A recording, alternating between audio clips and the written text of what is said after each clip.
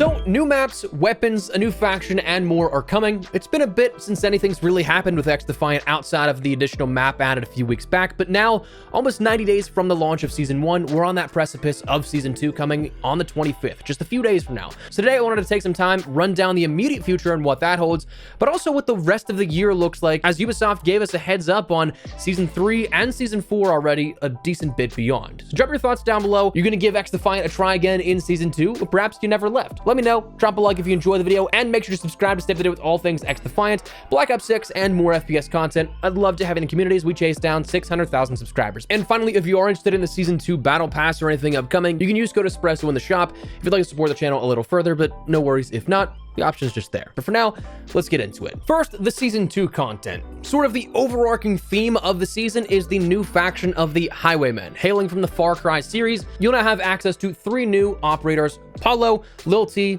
and Nova. The passive of the Highwaymen is Revved, which will increase the rate of fire and reload speeds with consecutive kills. Your medium tier starts at 1 kill, high is 2nd, and max is at a 4-kill streak and up. These will end up increasing those attributes progressively. So it's kind of like the abilities you had for being the hotshot in Hotshot, but the controllable faction that you can pick and do this whenever you'd like. You don't have to go and pick up any objective or play the objective at all. You can just get those based off of pure kills. That's pretty awesome in my opinion. That actually might make it my most used faction going forward here for this just to begin with, because I love that faster pace that you get out of that kind of stuff.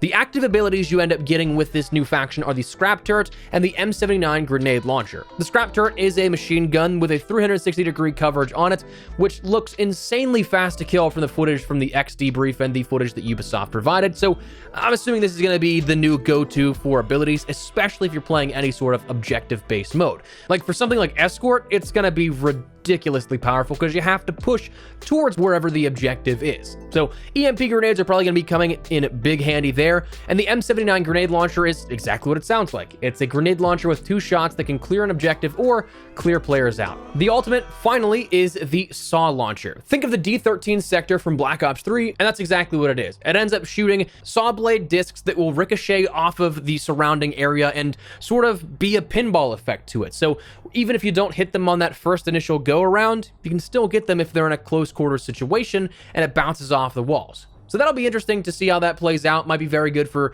clearing an objective like a domination point or something like that that's inside a small area.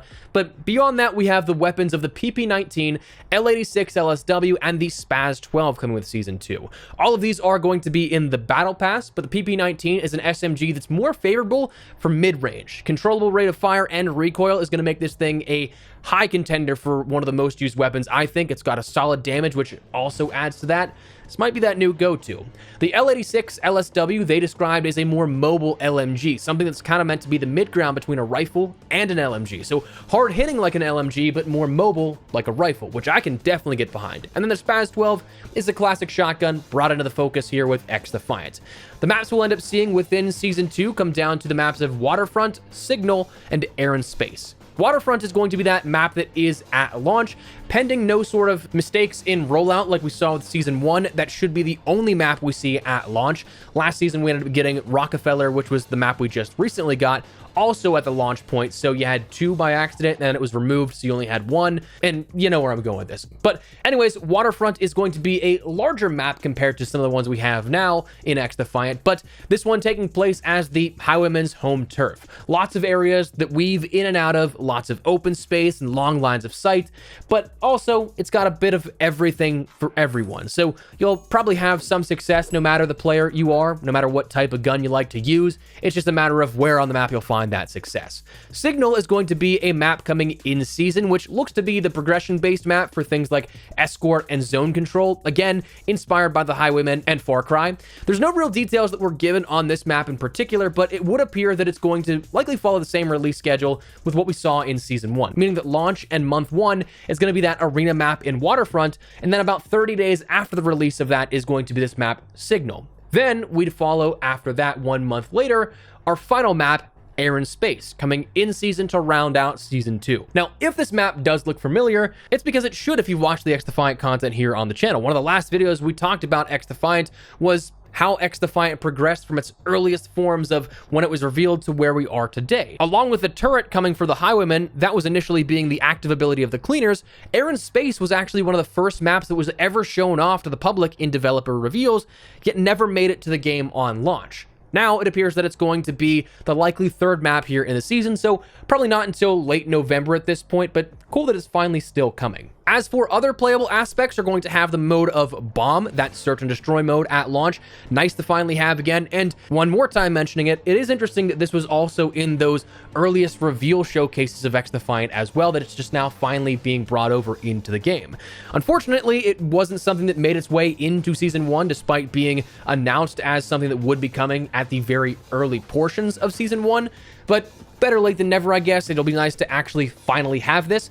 In season, we're going to be seeing private matches, which is interesting. Fully customizable in a beta format, and it will be something you can end up going in, playing however many players you want, playing whatever map you want, whether it be solo to get screenshots like I would, and I've said I'd be doing for quite some time, or if it's going to be something that you just want to set up a custom match with some of your friends, you can. And of course, then you have all the other stuff like a new battle pass, new rank rewards. There's a new mastery skin coming, which has not been officially detailed, but what has leaked does look to be pretty cool.